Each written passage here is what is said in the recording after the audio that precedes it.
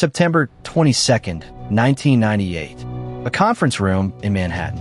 14 bank executives just agreed to hand over $3.6 billion to save one hedge fund from collapsing overnight. The men who ran it held Nobel Prizes in economics. Their computer models said this could never happen. The odds were 1 in a trillion. It happened anyway in about 4 months and nearly took the entire financial system down with it. Rewind 4 years. Greenwich, Connecticut, 1994. A quiet office building. Nothing on the door to say what's inside. Inside sits John Meriwether, the legendary bond trader who once ran the most feared desk on Wall Street at Salomon Brothers.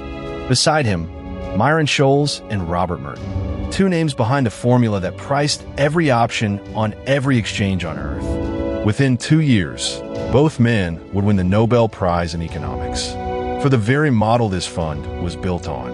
At a former vice chairman of the Federal Reserve, at a handful of the sharpest PhDs finance had ever produced. This wasn't a hedge fund. This was a murderer's row of financial genius. So when long-term capital management opened its doors asking for money, Wall Street didn't ask questions. It got in line. Picture it as a closed-door meeting. A senior banker desperate to get in. We need a minimum of $10 million to even talk to you. And you can't take your money out for 3 years.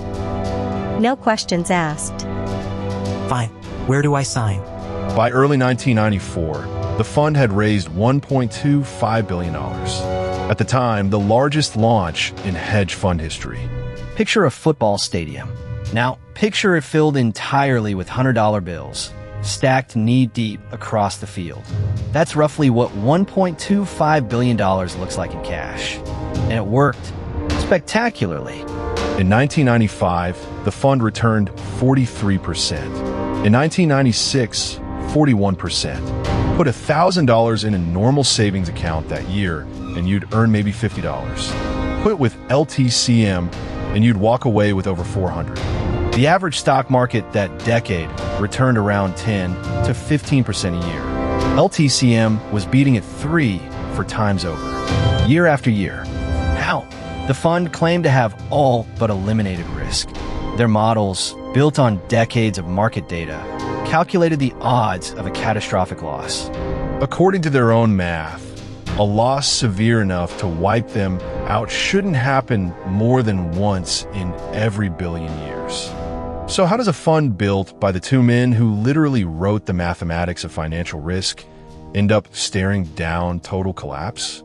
Their formula guaranteed a scenario like that couldn't happen more than once in a billion years. Then summer of 1998 arrived. Here's the strategy in plain terms. LTCM found bonds that should trade at nearly the same price, but didn't, sometimes by fractions of a penny. A fraction of a penny doesn't make anyone rich. So they borrowed. For every $1 of their own money, they borrowed 25, sometimes 30 more. Imagine buying a house with a $30,000 down payment and $1 million mortgage. Now imagine doing that with the entire planet's bond market. At its peak, LTCM controlled over $125 billion in positions. Their actual cash on hand, about $4 billion. The model called this safe, diversified, mathematically hedged against disaster. On August 17, 1998, Russia did something its own bondholders considered nearly impossible. It defaulted on its debt. Investors worldwide panicked at once, and panic doesn't behave like a formula. It behaves like a stampede. Every bond LTCM bet would converge instead flew apart. The safe trades and the risky trades started losing money together at the same time everywhere. By August 21st alone, the fund lost $550 million in one day. Inside the Greenwich, Connecticut office, the mood had shifted from confidence to something closer to disbelief. We built this model on 20 years of data. The data never included a country defaulting and every market panicking at once. That's not in your 20 years. By September, the losses weren't slowing down. They were accelerating. September 2nd, another $100 million gone. September 15th, more. Each morning brought a smaller number of dollars than the fund had the night before. What actually happened inside that Greenwich office during those final weeks of September? The phone calls, the shouting matches, the sleepless nights? And why would a government agency ever step into the business of one private hedge fund? By September 21st, the fund was losing over $100 million in a single day. And in John Meriwether's office, the phone finally rang.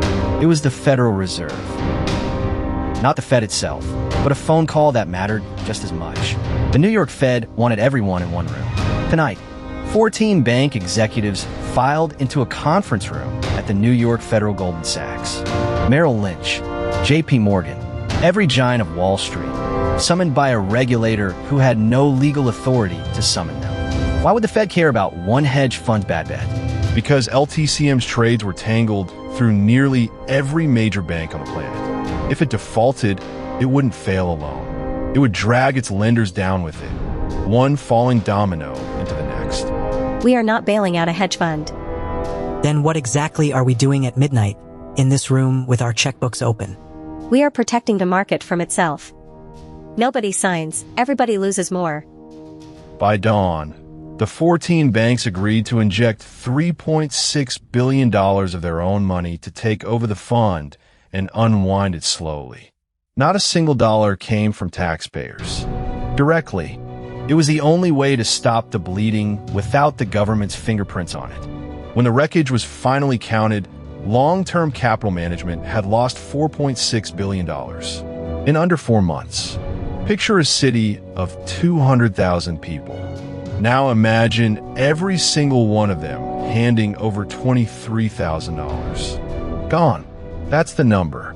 It's roughly what it cost to build the entire Denver International Airport around that same time. Vaporized in a single summer by 14 men who trusted a formula more than they trusted history. So how did 2 Nobel laureates miss this? They didn't miss the math. The math was correct. What it assumed was wrong.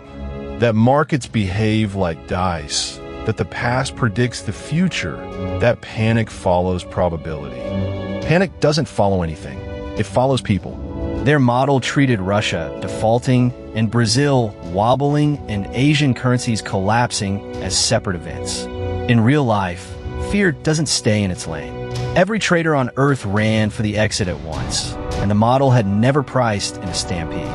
A 1 in a trillion event happened in year 4. Not because the universe rolled unlucky dice, because the dice were never random to begin with.